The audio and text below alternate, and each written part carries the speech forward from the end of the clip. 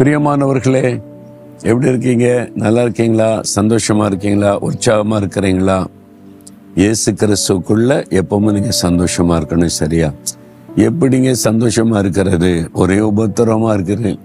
வீட்டுக்குள்ள உபத்திரம், வேலைக்கு போனா அங்கே உபத்திரவம், பிஸ்னஸுக்கு போனா உபத்திரவம், ஊழியன்னு போனா ஒரே உபத்திரவம், எங்க போனாலும் உபத்திரமா இருக்குதே, என்னைக்கு தான் இதுக்கு முடிவு வரும் அப்படின்னு சோர்ந்து போயிருக்கிறீங்களா? ஒன்றும் பயப்படாதங்க.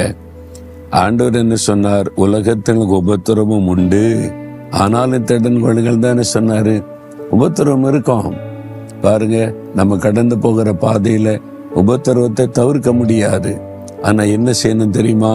ஒரு காரியத்தை மனதில் வைக்கணும். ஆண்டவர் சொல்றாரு 2 கொரிந்தியர் 4:17 அதிசீக்கிரத்தில் நீங்கும் லேசான நம்முடைய உபத்திரவம். இப்ப உபத்திரவன்றீங்கல்ல, சீக்கிரத்துல அது நீங்கிருமா? வெகு சீக்கிரத்துல நீங்கிறோம். இது லேசான உபத்திரவம் தான். இயேசு கிறிஸ்துவோடைய உபத்திரவத்தோடு ஒப்பிட்டு பாருங்க. இது லேசான உபத்திரவம் தானே. நான் அப்படிதான் பார்ப்பேன். என்னை குறித்து கேவலமா பேசுறாங்க, செய்யறாங்க, திட்டுறாங்க, ஏசுறாங்க, எதிர்க்கிறாங்க, பல காரியெல்லாம் நடக்குது அப்படின்போது கொஞ்சம் சோர்வு வரும். நான் இப்போ உடனே நினைப்பேன், இயேசு கிறிஸ்து அவர் எவ்வளவு பரிசுத்தம் உள்ளவர், ஒருத்தருக்கு தீமை செய்யல, நன்மை மாத்திரம் செய்யறவர்.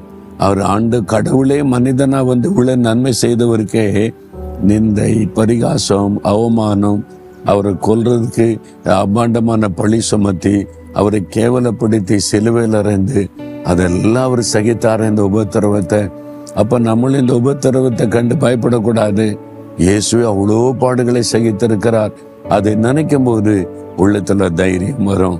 அப்ப இந்த உபத்திரவம் அவருடைய உபத்திரவத்தோடு யோசித்து பார்த்தா ரொம்ப லேசானது. அவர் இவ்வளவு உபத்திரம் அனுபவிச்சாரு இல்ல, நம்ம அனுபவிக்கிறது இவ்வளோண்டு தான். அதை குறித்து ஏன் நம்ம கலங்கணும்? அப்போ அது சீக்கிரத்துல நீங்கிற இவர் ஆண்டவர் வாக்கு கொடுத்திருக்கிறார். என்னைக்குமே இருக்காது.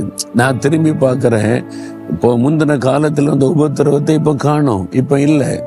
அந்த உபத்திரம் நீங்கி விட்டது. ஒரு உபத்திரம் வரும் நீங்கிறோம், ஒரு உபத்திரம் வரும் நீங்கிறோம், புதுசு புதுசா வரட்டும், ஒண்ணுமே நம்மளை பாதிக்கிறது இல்லையா? அது நீங்கி கொண்டே இருக்கும். அதுதான் ஆண்டவருடைய கிருபை. அவர் நமக்கு அதெல்லாம் நீக்கி தந்து வழி நடத்தி கொண்டே இருப்பார். இப்ப இருக்கிற உபத்திரவம் சீக்கிரத்துல நீங்கிறோம். பயப்படாதங்க. இந்த உபத்திரவத்திற்காக ஆண்டவரை ஸ்தோத்திரம்னு சொல்லுங்க. நீங்க பட்ட உபத்திரவத்தோட எண்ணி பார்த்தா இது இவ்வளோண்டு லேசான உபத்திரவம் தான் ஆண்டவரேன்னு சொல்லுங்க. மகிழ்ச்சியா இருங்க. சொல்றீங்களா? ஆண்டவரே, இந்த உபத்திரவத்திற்காக ஸ்தோத்திரம், இது லேசான உபத்திரவம், சீக்கிரத்துல இதை நீங்க விட்டு வாக்கு கொடுத்தீங்க. இயேசுவின் நாமத்தில் இந்த உபத்திரவம் இன்றைக்கோடு நீங்கி போகட்டும். இயேசுவின் நாமத்தில் ஆமேன், ஆமேன்.